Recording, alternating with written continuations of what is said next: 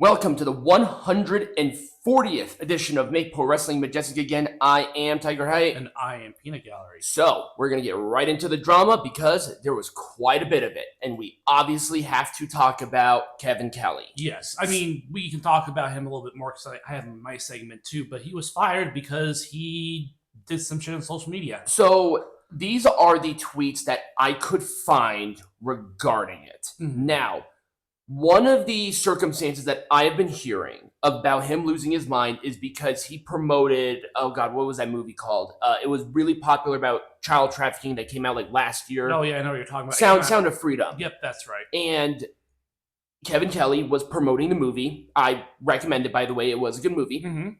But apparently Ian Riccobani had a different version of it. Mm-hmm. Like he thought of, like, for some reason that it was a QAnon propaganda movie, which is strange. Well, Anyway, I mean, I can see why those kinds of elements would be included in the movie. I guess in a way, but so they had a big thing. Yeah. I'm going to assume, I can't confirm this, I'm going to assume that this was alcohol driven because this is weird. And usually Kevin Kelly is pretty good about keeping things professional because he is a good commentator. Right.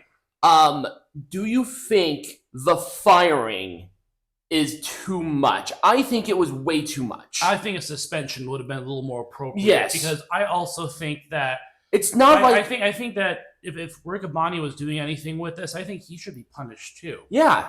Ian Riccobani even responded to it. I actually have screenshots of him in a Discord server responding to this stuff too. Right. But yeah, him being fired was totally the wrong call. It was out of nowhere, and it was so not necessary. Like I said, you can have your own interpretation of what happened, but I think you're right. A suspension would have probably have been more appropriate. Yeah. And even then, I don't even see anything here as being inappropriate. If these things happened, I think this is an unjust firing. Well, and it's complicated. I don't think we're gonna see the last of this. Let's put it that way. And there could be more that happened as it relates to it. So I'm just going through some of the tweets that were posted before they were deleted. I went on Kevin Kelly's live Twitter and they were deleted, but luckily I got screen caps.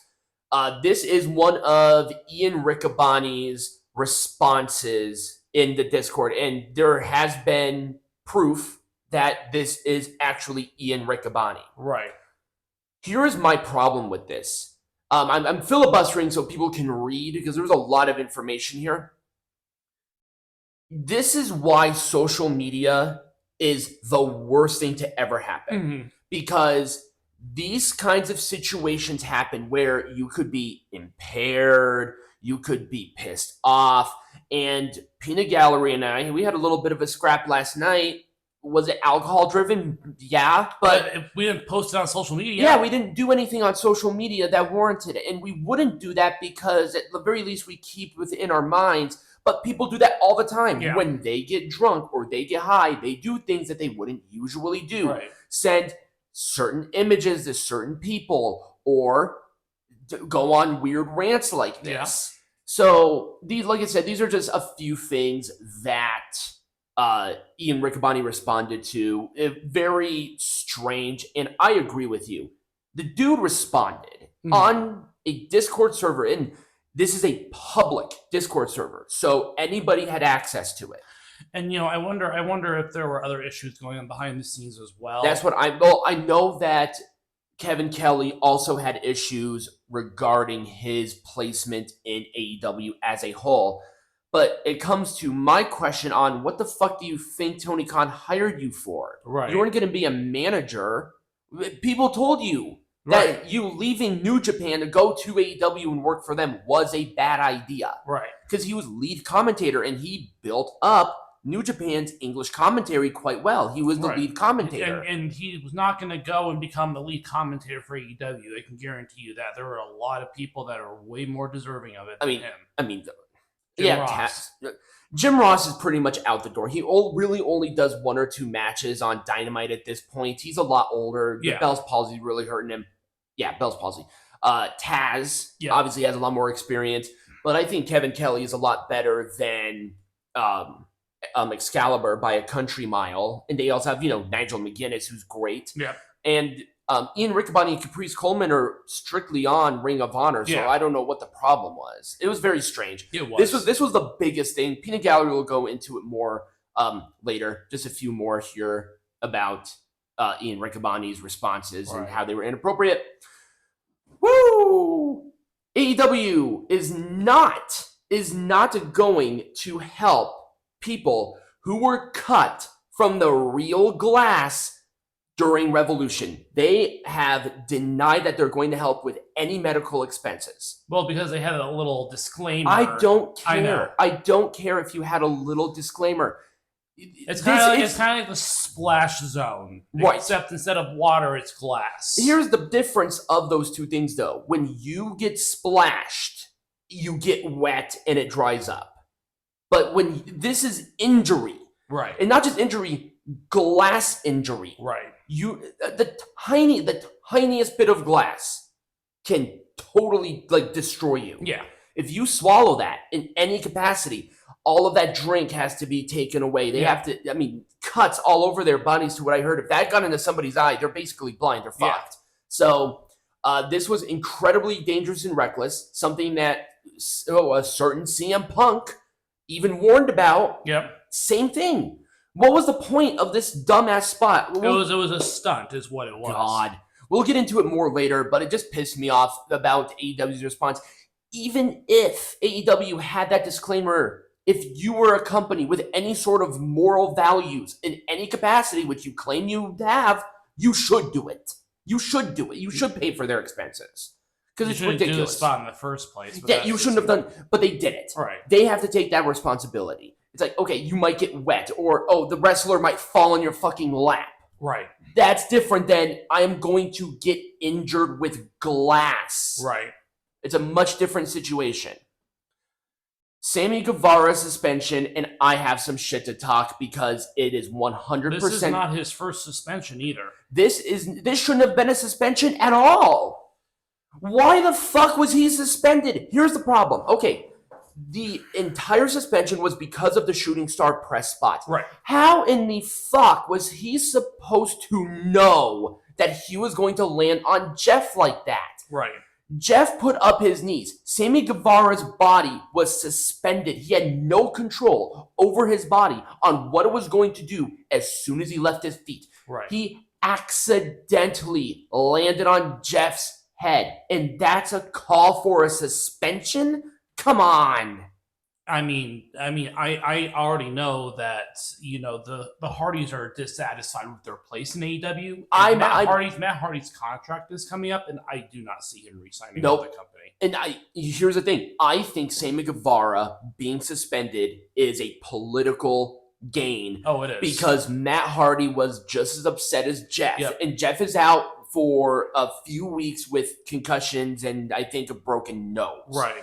But Sammy shouldn't have been punished at all. Why is he the scapegoat? And I don't like Sammy Guevara, the cheating dumb son of a bitch. Right. I don't like the guy. But guess what? In this situation, I'm going to have to defend him because it's not right. He was... Sammy Guevara is really just a black sheep. They need to get rid of him. I have to agree with you. Absolutely need to get rid of him. He got way too big for his britches. Yep. As young as he is, Yep. he needs to be humbled. Yep. A veteran needs to really. This is why I think younger people should literally get shot by not like literally like gun, but get chewed on by veterans. Just get their ass kicked. It's if you're going to be in this locker room, right. This is what's going to happen if you fucked up. This is a symptom of the lack of locker room leadership. Yeah, exactly. 100%. And I agree with that. There's no defined person who has taken the reins as a locker room leader that will not tolerate this kind of absolute lunacy. Yeah. The inmates are running the asylum right now. Right. Roman Reigns is the locker room leader on SmackDown. Seth Rollins is the locker room leader on Raw, and I think Drew is too. There are just people there to keep the young people with checks and balances. Right. AEW just doesn't have one of those. They don't. They have the veterans for it, but nobody wants to listen to anybody. Right. Because they have too much creative control. Right. And the final one, it's not necessary. Oh, that's right. So I added one to yours because it just happened. Right. I'm not sure if I added the picture, but we'll talk about it. Okay. Sasha Banks essentially told the AEW audience that she does not give a shit about the stupid ass company. Right.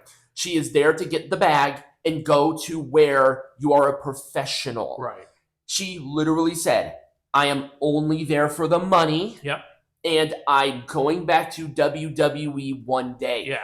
This is what people in the industry perceive AEW as. Yep. They don't see it as actual.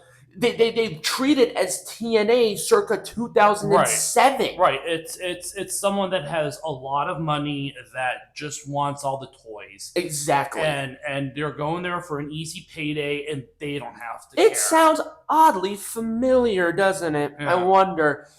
It's almost like a billionaire, or not even the billionaire himself, a lackey who has the checkbook of a billionaire doing a bunch of shit. But the difference is that the other place was successful.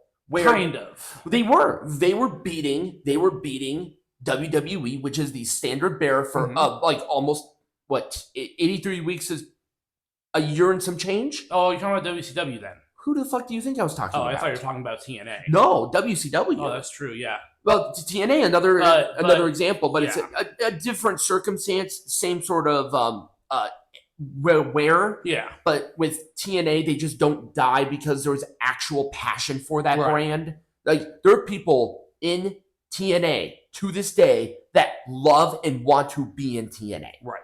The people. I don't think anyone in AEW wants to be in AEW. Not at this point. Maybe Matt and Nick Jackson, because they have executive producership. Right. Not at this point. Why? We'll talk about some of the rationales behind certain recent signings, and I think it's going to be very telling as to why people sign with AEW. And I'll give you a hint. It's not because of the storylines. It's not. So when we come back, Peanut Gallery is going to tell us some news.